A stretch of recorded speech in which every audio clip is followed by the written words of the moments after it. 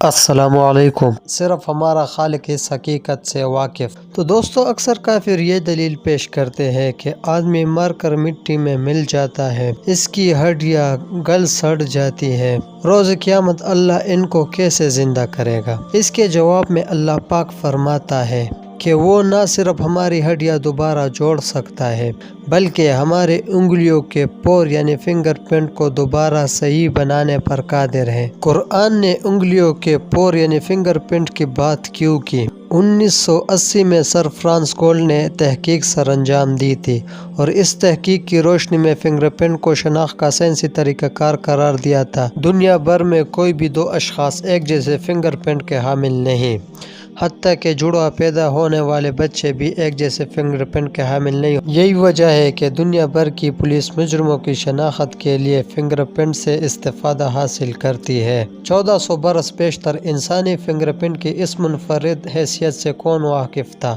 صاف ظاہر ہے کہ اس حقیقت سے ہمارے خالق کے سوا اور کون واقف ہو سکتا ہے؟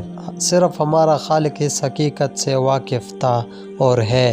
قرآن پاک کے سورہ القیامہ آیت نمبر 3 اور 4 میں اللہ پاک فرماتا ہے، کیا انسان یہ خیال کرتا ہے کہ ہم اس کی ہڈیوں کو ہرگز اکٹھا نہیں کریں گے؟ کیوں نہیں، ہم تو اس بات پر بھی قادر ہے کہ اس کی انگلیوں کے پوروں تک کو درست کر دیں گے۔